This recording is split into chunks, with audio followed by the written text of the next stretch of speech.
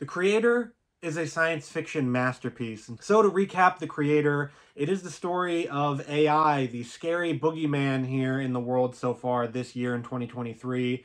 And the battle between AI and humans, it is the battle between the US and New Asia. And the humans have an upper hand with this big ship you can see here on screen from The Creator.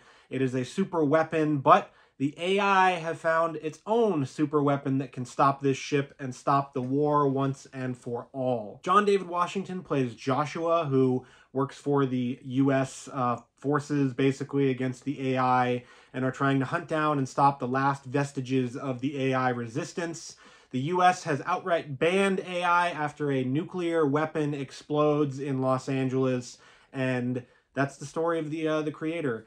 What he finds is a child named Alfie, played by Madeleine Univoyles, who can basically control electronics and stuff like that with her mind. She is an AI creation, a robot from the Creator, who they are searching for to hunt down and kill so that this will all end well for humans. What people don't realize, though, is that the Creator is the story of how humanity is humanity's greatest enemy.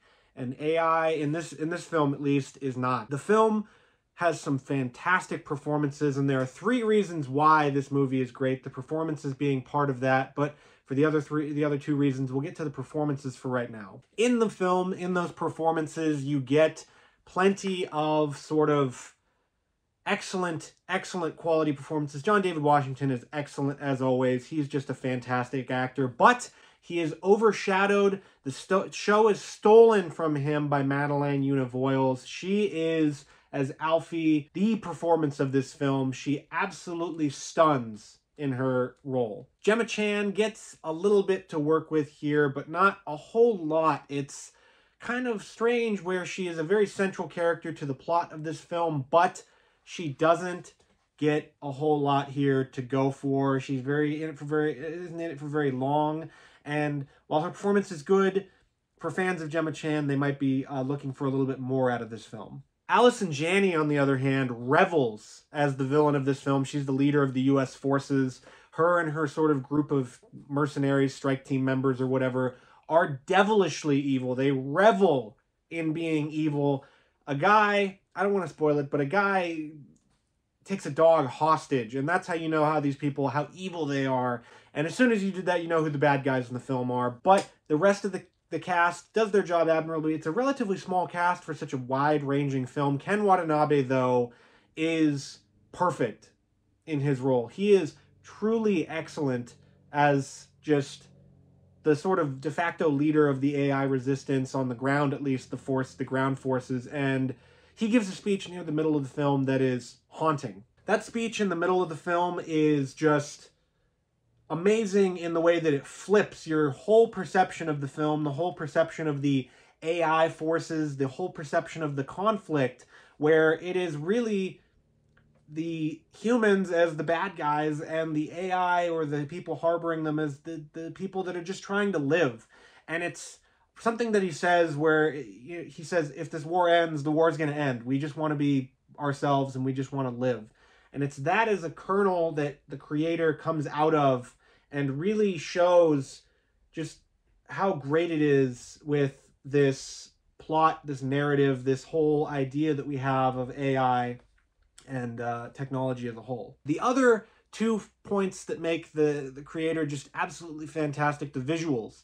The movie is shot like it's a documentary style, guerrilla almost filmmaking, and that's how it was really. Gareth Edwards and his crew it was a very small crew. It wasn't this massive, big blockbuster production. It was an $80 million movie, which sounds like a lot, but then you compare it to other blockbusters, and that's a relatively small amount of money for a big blockbuster film from 20th Century Studios. The way that they shot this, they shot it on location. That is why this movie looks so good. It looks how it does because they shot on location, they shot on beaches, they shot in towns, they shot in villages, they shot in the hills, and then they put the CGI stuff over it. It wasn't just, okay, cool, we're going to shoot behind a green screen and then we're going to make everything look CGI and fake. It doesn't do that, and that is what makes this movie look so beautiful. The technology in the film as well, the design of all the AI robots and the weapons and the tanks and everything, they come from other points of science fiction, or they come from the past. The robots in the film, they took Walkman and VCRs and old tech and sort of modernized it. And so you'll get that sort of hit of nostalgia when you're looking at the robots and you're going, what, this kind of like resonates in my brain. And then they took new tech and sort of aged it down as well. Fans of the Fallout series of video games, you're going to love this movie in the way it looks, because that's what it looks like. It looks very, not almost steampunk, but like the Fallout series with the tech that it has. Finally, the last point is just Gareth Edwards' direction and the script and the pacing of the film. The movie is 2 hours and 13 minutes long, and it feels like an 80-minute movie. If you're wearing a watch, you'll look at your watch and go, wow, it's been 2 hours. Like, it feels like it's been an hour. It's crazy, the pacing of the film, how well it works. Gareth Edwards, his direction as, you know, the writer and the director here, he directed Godzilla, he directed Rogue One. You're going to get a lot of influence from those types of movies here, and it's perfect how it blends those elements of science fiction, how it blends the best parts of Blade Runner, Terminator 2, Akira, a lot of different influences here. Dances with Wolves, it does Avatar.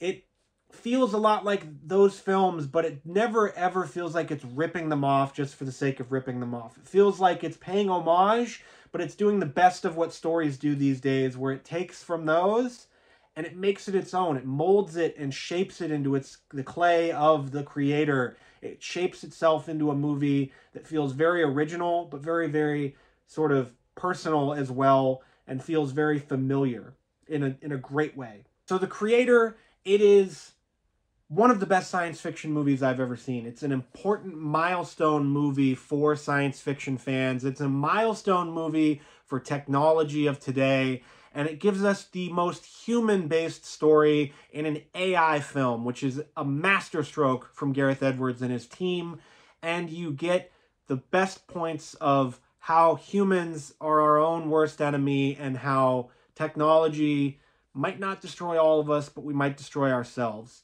So go check out The Creator. It releases in theaters on September 29th. It is a magnificent movie. It is a wonderful, wonderful, heartfelt, almost haunting movie. I wanted to say that it was going to be a haunting film after the first half of this, and then it flips on its own. And you get one of the best films of the year, one of the best science fiction films ever, really. And I know that sounds like hyperbole, but this movie is that good. Go check it out in theaters on the biggest screen possible. Go see it in IMAX if you have to. But The Creator is absolutely excellent. It is science fiction perfection. So if you like more movie reviews like this, check out this playlist of all my movie reviews. I've done tons of them this year, tons of them last year. Check them out and see everything that I've reviewed.